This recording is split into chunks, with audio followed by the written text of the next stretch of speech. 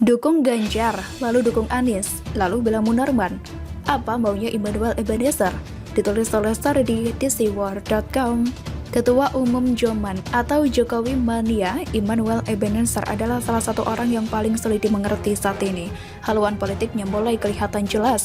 Coba kita lihat kronologinya. Namanya saja Jokowi Mania. Tentunya kelompok ini dibentuk karena mendukung Jokowi. Betul kan? Tidak mungkin namanya Rizik Mania. Setelah itu pada November 2021, relawan Jokowi Mania mendeklarasikan Ganjar Pranowo Mania atau GP Mania Sumatera Barat beserta struktur organisasinya yang dipusatkan di Kota Bukit Tinggi. Ini dikatakan oleh Immanuel Ebenezer. 2024 Immanuel menjelaskan deklarasi dilangsungkan dengan tema Ganjar the Next Jokowi. Kenapa kita memilih Ganjar Pranowo? Karena pertimbangannya adalah kita sebagai aktivis 1998. Kita ingin kesinambungan pasca Jokowi tetap terjaga dan sosok yang mendekati dan cocok dengan beliau adalah Ganjar, kata Immanuel. Dia mengatakan Joman dan GP Mania sama-sama mendukung cita-cita Presiden Jokowi yang memimpin dengan karya nyata dan tidak dimiliki pemimpin sebelumnya. Tipikal sederhana dan tidak mau dikultuskan ini cocok dengan Ganjar Pranowo. Kita bangga dengan Jokowi yang diberikan ruang untuk tetap mengungkapkan kritik kepada pemerintahan sekarang, katanya lagi. Selanjutnya, Immanuel Ebenezer dikabarkan 2 kali mengakui dukung Anies di Pilpres 2024. Di media disebut keseleo lidah, tapi ini tidak tepat. Masa 2 kali ngomong disebut keseleo lidah? Ini namanya kejujuran dari hati secara sadar dan tanpa paksaan. Pengakuan ini terjadi di salah satu acara talk show. Catatan demokrasi pemilu masih lama kok sudah pada curi start. Di sana Ebenezer sebut pihak-pihak yang punya kesalahan di masa lalu yang berkaitan dengan demokrasi harus memilih Anies di Pilpres 2024.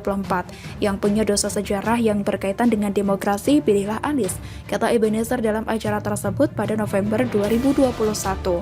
Pengakuan Immanuel Ebenezer ini kemudian ditanggapi oleh salah satu pemandu acara yang menyebut 2 pengakuan dukungan kepada Anies di Pilpres 2024 adalah satu kejujuran dari lubuk hati. Kontradiksi ini tidak terlalu diperhatikan, tapi nama Immanuel juga terkenal karena menjadi saksi meringankan bagi Munarman yang sedang disidang dalam kasus pengacauan. Alasannya Immanuel mengaku memiliki hubungan pertemanan dengan Munarman. Tapi lucunya lagi, Immanuel juga memiliki kursi jabatan di kubu pemerintah. Dalam daftar komisaris anak perusahaan PT Pupuk Indonesia Persero, terdapat nama Immanuel Ebenezer.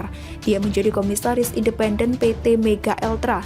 Coba kalian satukan ini semua, mendukung Ganjar, tapi juga mendukung Anies, membela Munarman, tapi jadi komisaris di BUMN.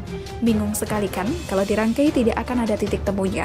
Aneh, orang ini loncat kemana-mana. Apa tujuannya? Padahal kita tahu Ganjar dan Anies sangat berseberangan dan tidak mungkin bisa bersatu. Ibarat dukung kawan, tapi juga melirik lawan. Nah, kalau dilihat secara politik, Immanuel ini mungkin sedang mencari sosok yang pas untuk didukung antara Anies ataupun Ganjar. 2 orang ini termasuk paling tinggi dalam beberapa survei terakhir. Apakah mungkin dia bermain di 2 kaki agar bisa mendapatkan jabatan tertentu? Bela dua-duanya dan kemudian melihat serta menimbang siapa yang lebih berpotensi, lalu fokus ke sana. Dia adalah ketua Joman, mendukung Jokowi dan sekarang bisa jadi komisaris. Who knows, ini juga yang sedang diterapkan saat ini.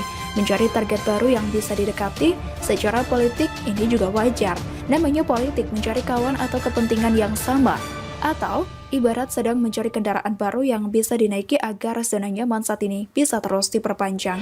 Hanya saja orang model begini bakal sakit hati kalau tujuannya tidak tercapai. Berpotensi menjadi member klub sakit hati nasional. Terkait pembelaannya terhadap Munarman, saya masih belum ketemu benang merahnya. Hanya saja Immanuel pasti sudah memikirkan ini sebelum memutuskan membela Munarman. Pasti ada maksud lain yang sedang diincar. Dan sekarang Immanuel sedang jadi sorotan karena membela Munarman yang diduga terlibat kasus pengacauan. Citra politiknya jadi rusak. Apalagi, dia adalah komisaris BUMN dan sudah didesak agar segera dipecat. Erick Thohir pun masih bungkam hingga saat ini. Bagaimana menurut Anda?